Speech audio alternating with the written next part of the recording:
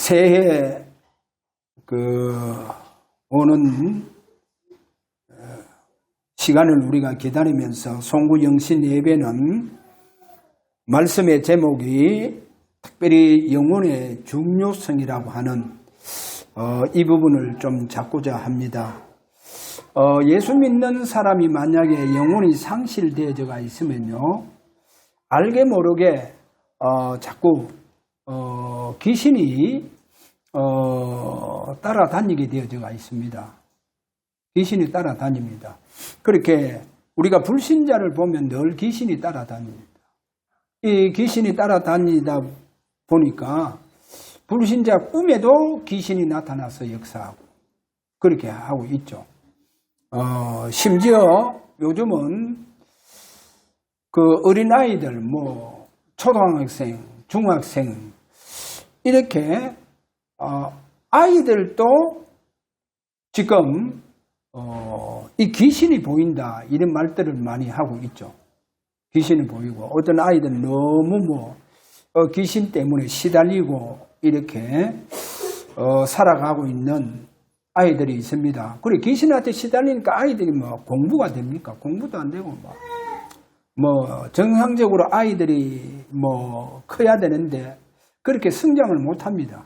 늘 귀신한테 시달리고, 이렇게 살아가니까 그렇습니다.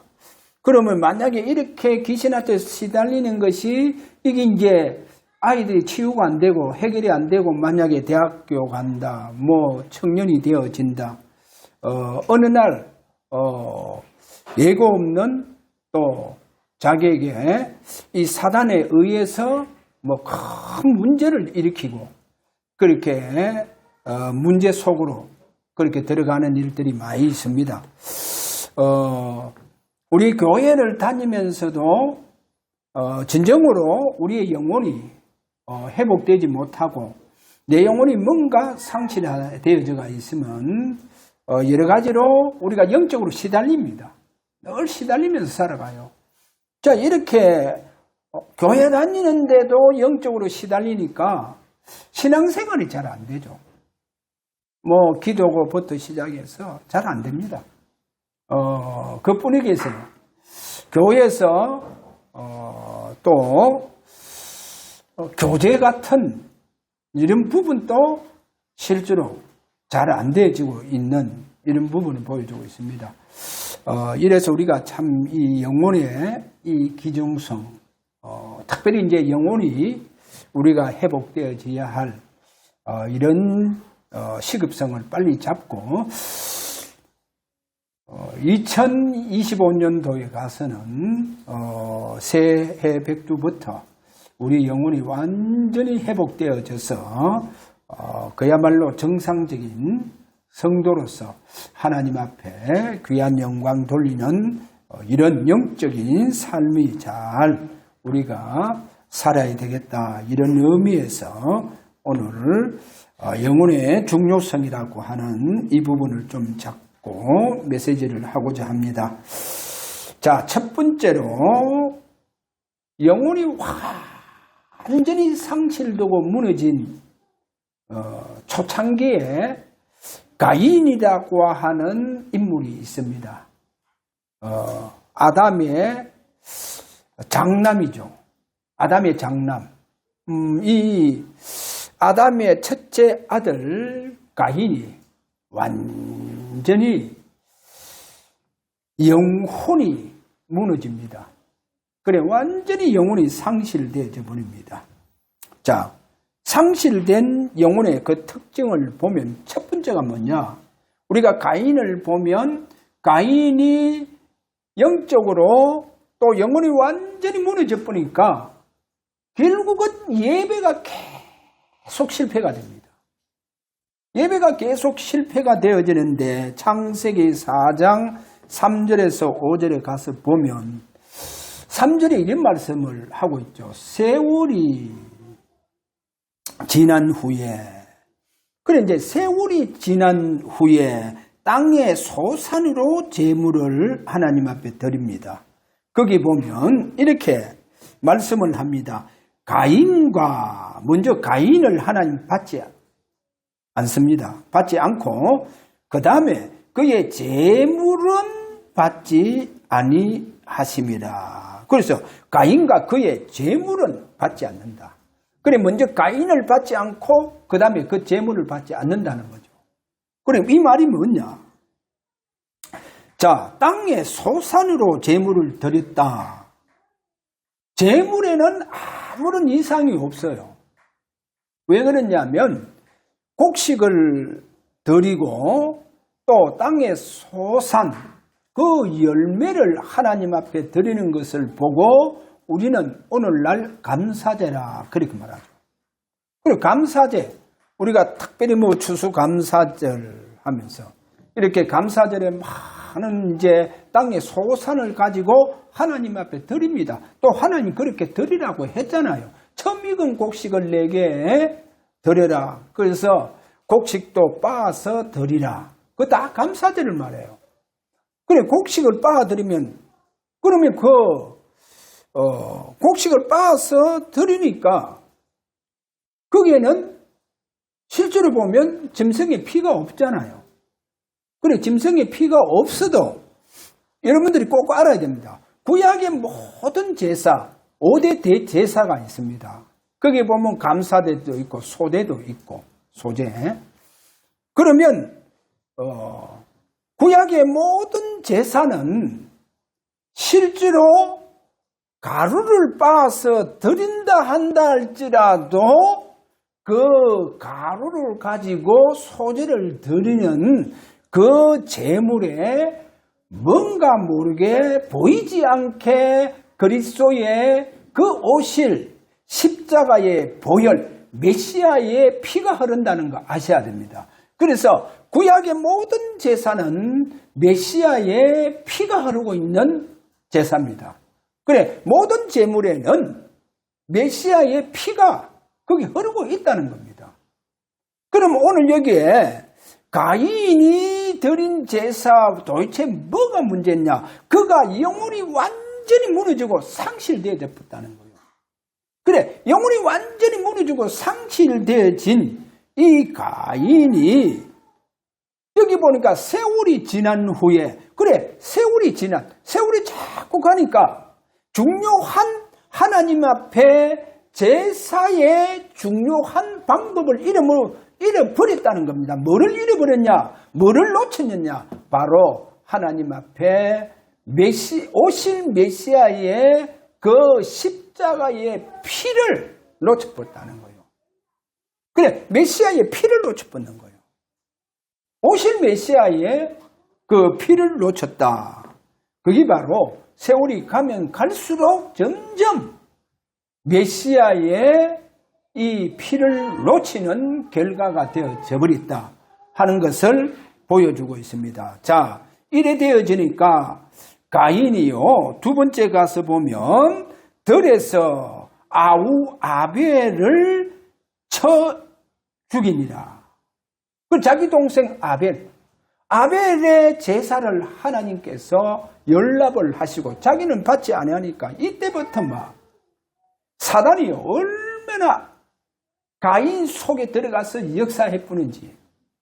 그래서 아벨을요 들에서 쳐 죽이는 거예요. 쳐 죽이는 이런 살인하게 되어지는 것을 보여주고 있습니다.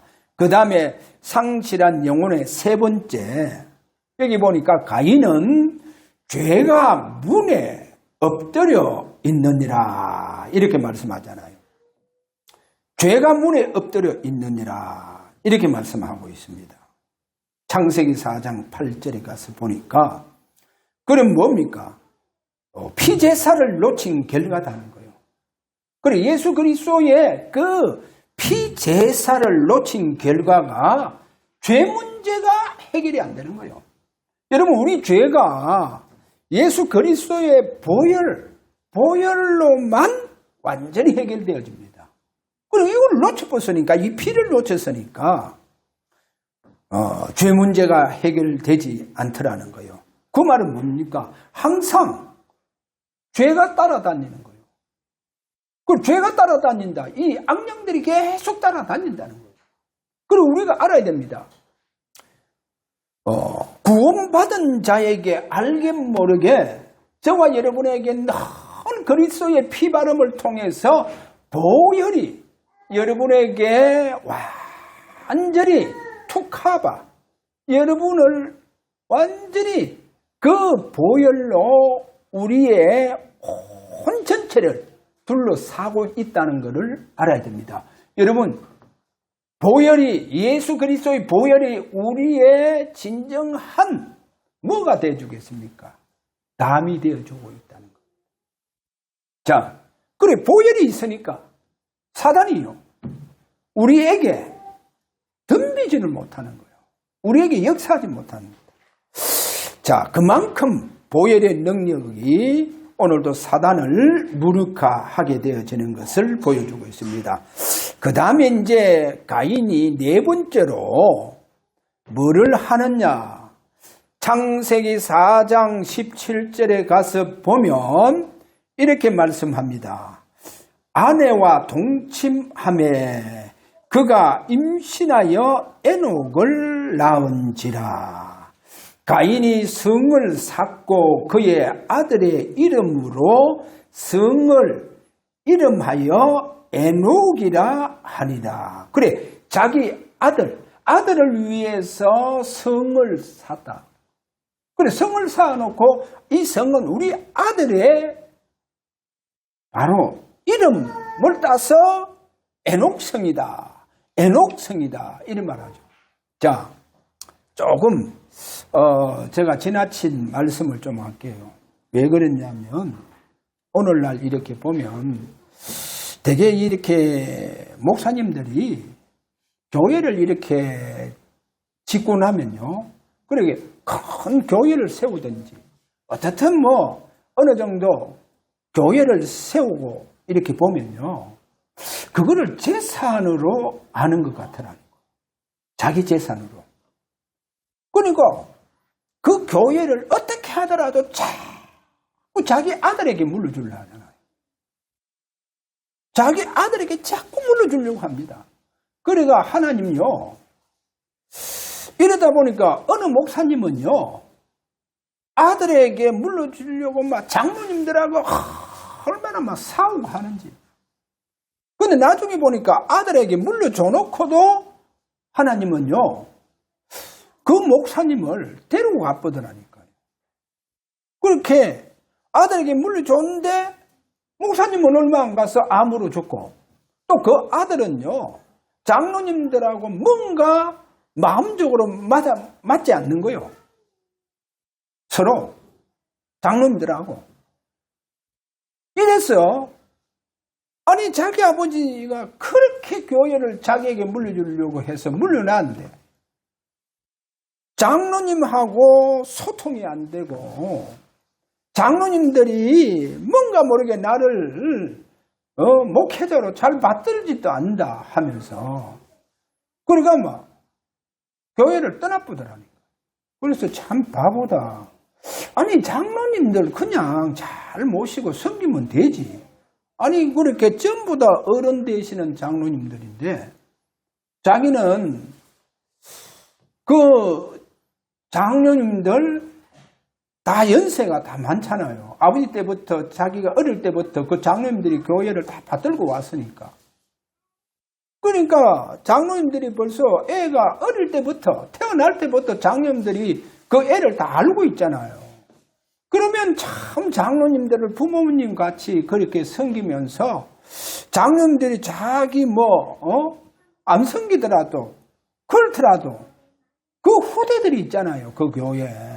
어떻든 후대들을 잘 복음으로 이렇게 세우면 되는 거 아닙니까? 그래 후대를 놓치지 않고 잘 세우면 되는데 뭐 장로님들이 자기에게 너무나도 자기를 섬기지 않고 아니 뭐 그렇게 장로님들이 자기를 그렇게 섬겨야 돼요.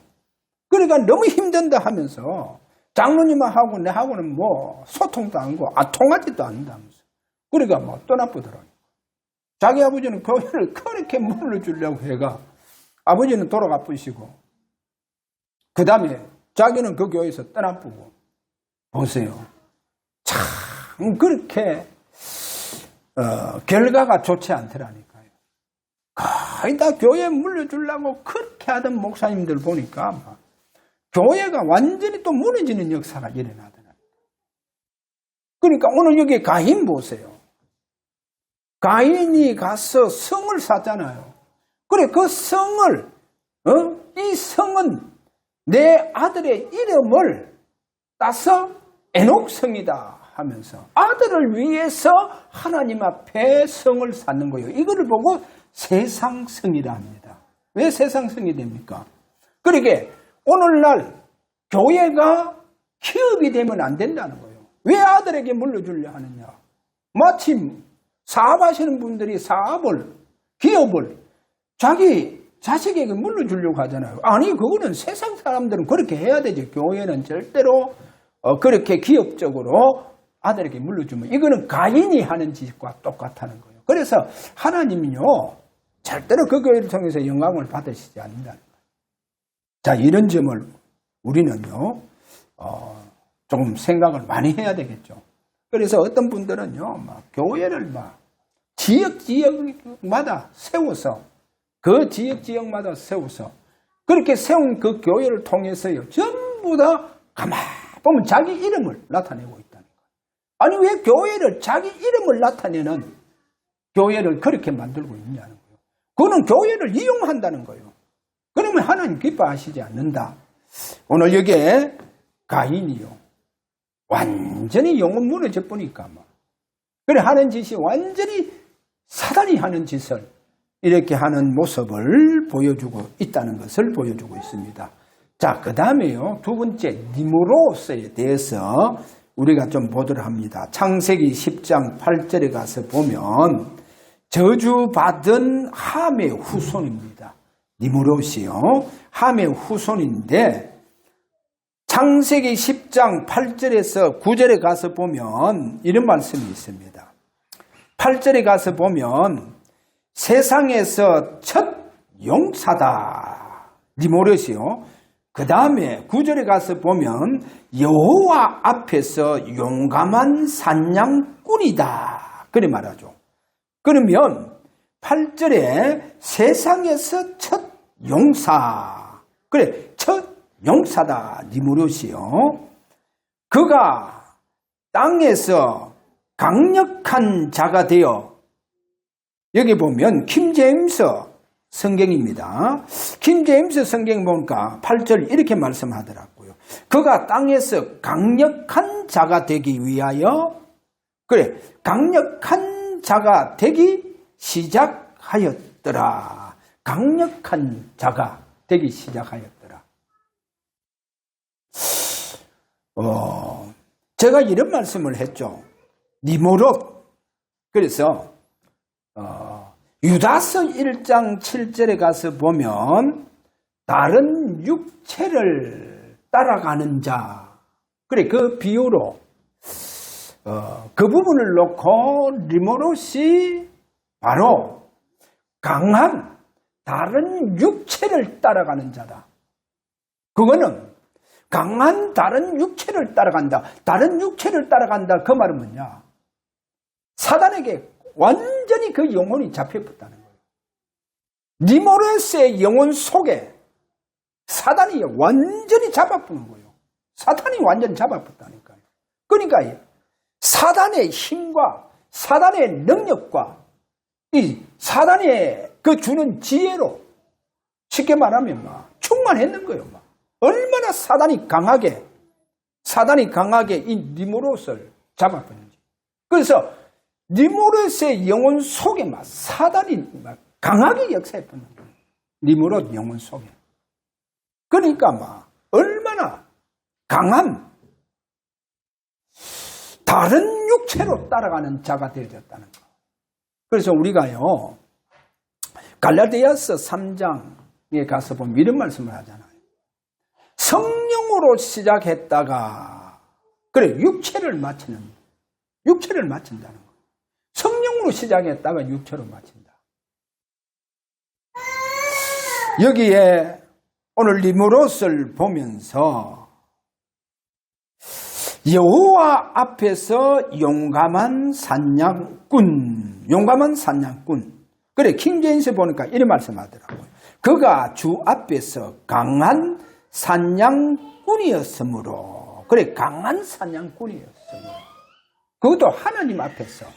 그래서 이런 니모롯 영혼 속에 완전히 사탄의 영이 강하게 역사하는 니모롯임을 보여주고 있습니다. 그 다음에 세 번째로 이 니모롯이 그의 나라, 그의 왕국의 시작을 봐야 됩니다. 그게 창세기 10장 10절에 14절. 자, 그의 나라입니다. 그의 왕국입니다. 이 시작이요, 중동 전체를 세워나갑니다. 니모롯이 중동 전체를 세워나가는데 그 중에 가장 강한 왕국, 그의 나라를 세우는데 그 나라가 바로 아수르와 애굽입니다. 그래, 아수르, 애굽은 쉽게 말하면 이 애굽의 이 니모롯이 세운 그 중동에서 가장 강한 그 나라가 애굽과 아수르라고 그랬죠. 그러면 성경에 애굽 땅에 대해서 어떻게 말씀하느냐? 창세기 13장 10절에 가서 보면 하나님께서 소돔과 고모라를 여호와 동상 같고 애굽 땅과 같았더라. 그래서 소돔 고모라가 그 땅이 여호와의 동상 같고, 여호와의 동상 같다는 말은 뭡니까? 에덴 동상 같다는 그 말입니다. 그리고 그게 바로 그 여호와의 동상과 동등한 그 땅이 바로 애굽 땅이다. 그래서 애굽 땅과 같았더라. 그렇게 말합니다. 그러면 여기에서 니모롯이 중동 그 전체를 세우면서 자기의 왕국, 자기의 나라를 어느 정도 강하게 세우느냐. 마치 에덴 동산을 본따서 이렇게 세워나간다는 거예요. 그래, 에덴 동산을 본따서 이렇게 그의 나라, 그의 왕국을 그렇게 세워나간다는 거예요. 그러니까 이게 누구 짓입니까? 사단이 그렇게 하는 거예요. 그러니까 우리가 알아야 됩니다. 니모롯 영혼 속에요, 이렇게 강하게 사단이 지금 잡고 있다는 거예요. 그래서 애굽을 마치, 아수르를 마치 저 에덴 동산처럼 그렇게 자기 왕국으로 만들어 나가더라는 거예요. 그게 이제 중동에서 그렇게 세워나가는 거예요. 그러니까 어느 정도 능력이 있습니까?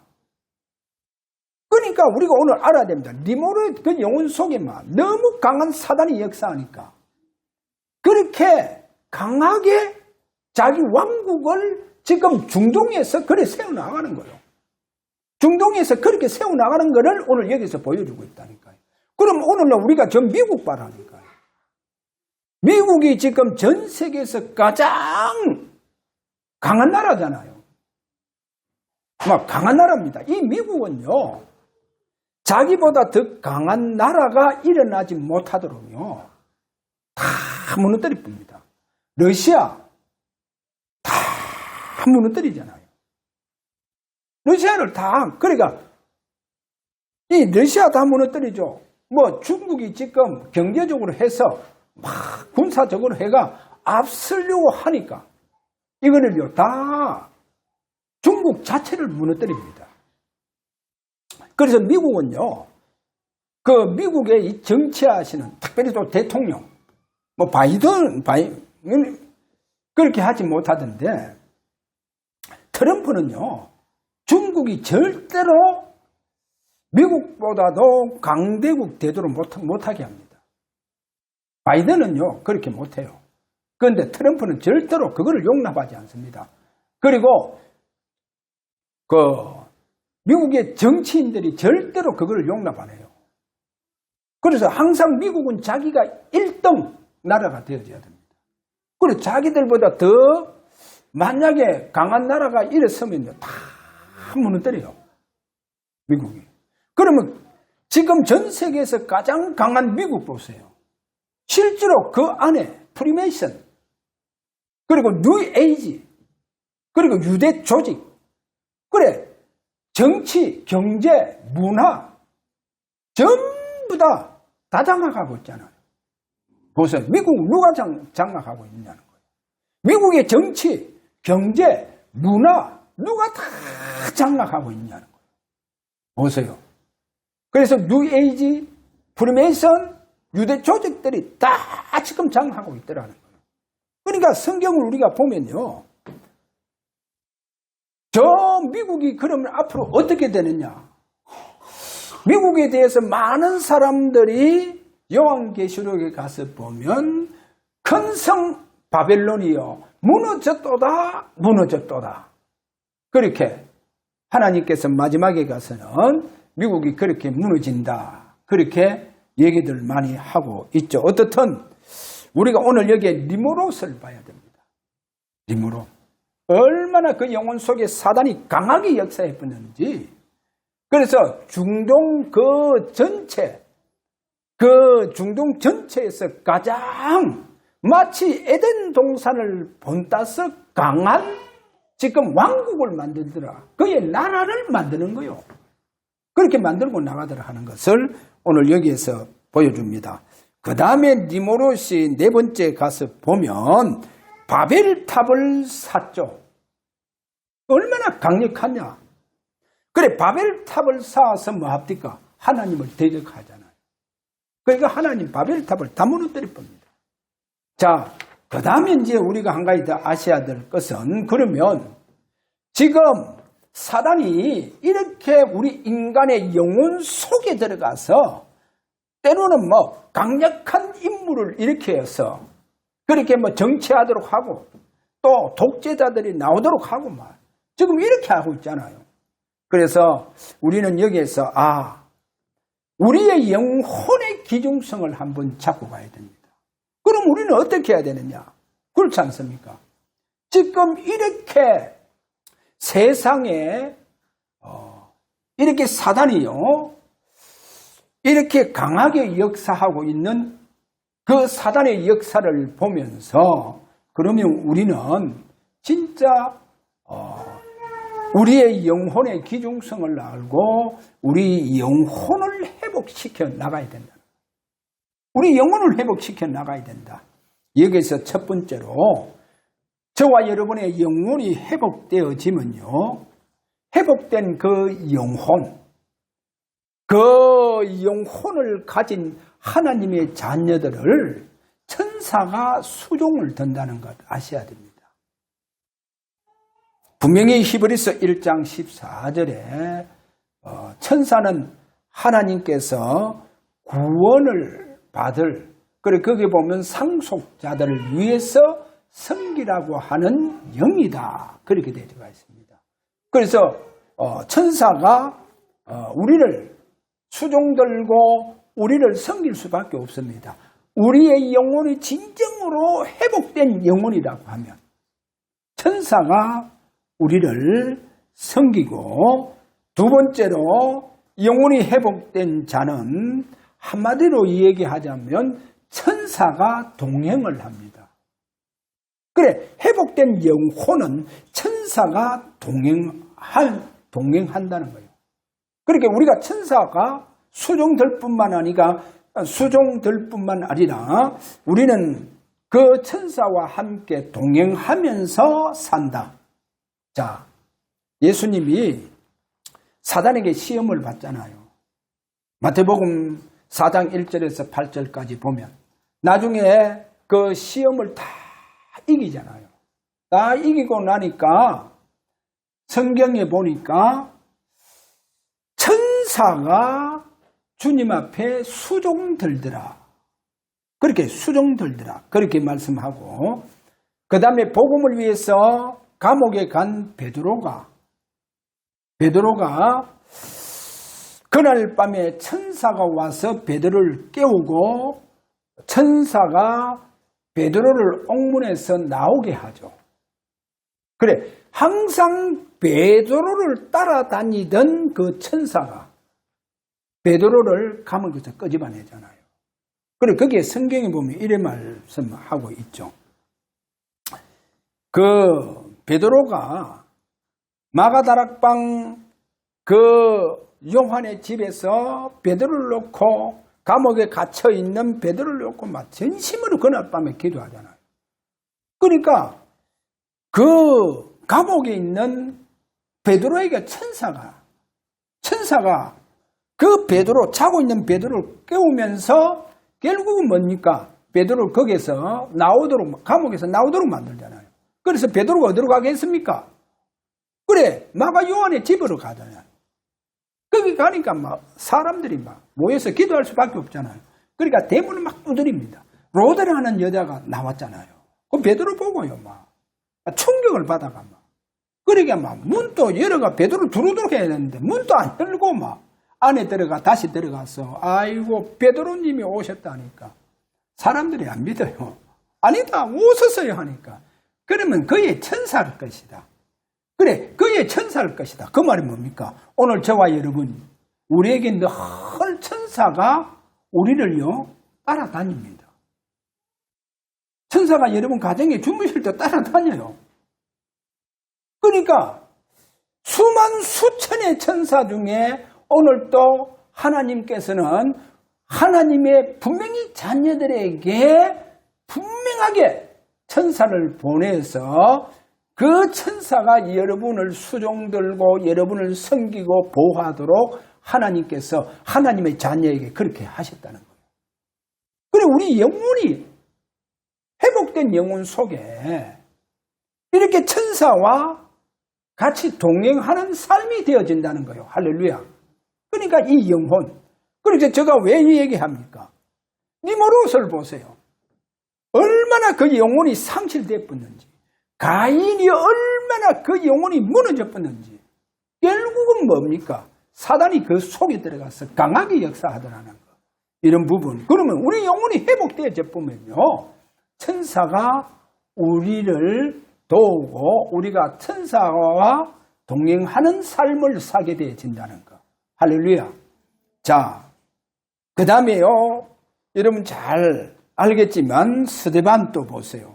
제가 시간상 사도행전 6장 15절에 보니까 공회 중에 앉은 사람들이 다 스데반을 주목하여 보니 그 얼굴이 천사의 얼굴과 같으라. 그래, 스데반의 얼굴이요. 천사의 얼굴과 같으라. 그 다음에 고넬료를 보면요. 고넬료는 그 이방인이잖아요.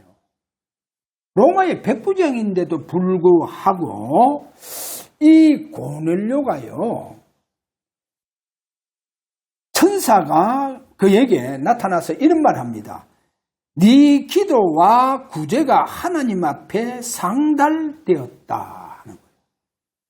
그래, 네가 늘 하나님 앞에 드리던 그 기도와 네 구제가 하나님 앞에 상달됐다는 거예요. 그래서 하나님은 고넬료를 구원하시기 위해서 천사를 보내서 완전히 고넬료와 고넬료의 모든 가정 식구들을 다 구원하는 역사가 이렇게 일어나는 것을 보여주고 있죠. 그 다음에 우리가 잘 아다시피 바울, 전도자 아닙니까? 로마에 이제 그가 죄수의 몸이 돼서 배를 타고 가는데 분명히 사도행전 27장 23절과 24절에 가서 보면 이래 말합니다. 킹제임스 성경을 조금 제가 예를 들어서 말씀을 드릴게요. 23절에 가서 보면 이렇게 말하더라고요. 나를 소유하신 하나님 곧 내가 섬기는 분의 천사가 어젯밤에 내 곁에 서서 말하되, 여기 보면 내가 섬기는 분의 천사가 어젯밤에, 그리고 지금 성경은 뭐랍니까? 내가 섬기는 하나님의 사자가, 내가 섬기는 하나님, 그 하나님의 사자가 어젯밤에 내 곁에 서서 말하되. 보세요. 그럼 뭡니까? 자, 천사가 이런 말합니다. 바울아, 두려워하지 말라. 네가 가이사 앞에 서야 하겠고. 그래, 이 모든 사람을 다 네게 다 붙여줬다. 맡겨주셨다. 이 생명들 다 네게 맡겨주셨다. 보세요. 바울요, 마지막까지 바울을 수종들고 바울을 보호하고 바울을 지켜주고 또 하나님의 말씀을 바울에게 주는 이런 천사의 바울과의 동행하는 삶을 오늘 우리에게 보여주고 있습니다. 자, 결론입니다. 그러면 우리가 초대 교회를 이래 보면 초대 교회가 복음을 전하고 그분들이 정확하게 예수가 그리스도다 그렇게 믿는 그들에게 전부 다 주님의 이름으로 주 예수 그리스도의 이름으로 세례를 베풀어줘요. 그래, 세례를 베풀어준다니까. 그러면 우리가 아셔야 됩니다. 그럼 초대교회 제자들은 왜 예수 그리스도 이름으로 세례를 베풀어 주느냐는 거예요. 그런데 이렇게 세례를 베풀 때 예수 그리스도의 이름의 권능이 나타나는데 어떻게 나타났냐? 그들의 영혼 속에, 그들의 영혼이요, 예수 그리스도 이 복음을 듣고 예수 그리스도 이름으로 세례 받기 전에는 전부 다 상실된 영혼이었잖아요. 이렇게 상실된 영혼이요, 예수 그리스도의 이름으로 세례를 받는 순간 그들의 영혼 속으로 예수 그리스도의 생명, 바로 성령이 그들에게 들어가서 그들의 영혼을 완전히 회복 다 시켜보는 거예요. 그게 초대교회 복음 전하고 반드시 세례를 그렇게 베풀어 주시더라는 거예요. 세례 베풀어 줄 때 분명히 초대교회 거기에 보면요, 예수 그리스도 이름으로 세례를 베풀어 주는 거예요. 자, 이러니까 그러면 예수 그리스도 이름으로 세례를 베풀어 주니까 예수 그리스도의 권능이요 나타나는 거예요. 그러면요, 그 권능이요, 그들 영혼 속에 모든 사단이요 다 물러가는 역사가 일어날 수밖에 없다는 거예요. 그래서 예수 생명이 완전히 그 영혼을 다 살리보는 거예요. 그게 구약의 그 초대교회 때 분명히 예수 그리스도 이름으로 세례를 베풀어 주는 거다니까요. 그럼 오늘날 우리가요, 이거를 어떻게 적용을 해 나가야 되느냐? 물론 이제 목사님들이 세례를 또 이렇게 베풀어 주잖아요. 그런데 평신도들에게 하나님은요, 이 세례를 베풀어 주는 축복을 주셨다는 겁니다. 그래서 만인 제사장이다. 만인 제사장. 그래, 이 말이 뭐냐? 그래, 저와 여러분이요, 불신자에게 정확하게 예수는 그리스도다 복음 전했잖아요. 그럼 그분이 여러분에게 여러분의 복음을 듣고 내가 참 예수 그리스도를 내가 놓쳤구나. 그분은 나의 주로 제가 믿습니다. 그러면 우리가 그렇게 믿는 불신자들에게 어떻게 합니까? 세례를 베풀어 주잖아요. 맞죠? 그죠? 세례를 베풀어 주는 게 아니고 영접을 시키잖아요. 그래, 영접을 일대 시켜주잖아요. 그래서 마음의 문을 열고 예수님을 내 마음속에 이렇게 영접하는 것과 초대교회가 예수 그리스도 이름으로 세례를 베푸는 것하고 똑같다는 겁니다. 똑같아요. 그러면 저와 여러분이요, 이제 25년도에 가서는 많은 사람들을 영접시킬 수 있는 전도자의 축복이 여러분에게 나타나기를 바랍니다. 증거가 되어질 수 있도록. 어떻게 하면 됩니까? 꼭 기도하세요. 분명히 우리 주사랑 교회 표가 뭐라 했습니까? 친히 살아계심을 나타냈어. 저와 여러분을 통해서 내 속에 계신 그 주님께서 나타나신다고 하면 어떻게? 그분이 분명히 권능과 능력으로 전도로 나타나시기를 바랍니다. 그래서 많은 사람들에게 예수 영접시키는 이런 축복이 여러분에게 일어나기를 주의 이름으로 축원합니다. 자, 우리가 송은영신 예배를 드리면서 한번 기도하도록 합니다. 2025년도 새벽두부터 진짜 예수 그리스도 이 복음을 증거해서 많은 사람들을 영혼을 하나님이 회복시키고 영혼을 살릴 수 있는 영접의 축복이 일어나기를 원합니다. 친히 우리 주님께서 나타나셔서 역사해달라고 우리 다 같이 한번 기도하도록 합니다. 다 같이 기도합니다.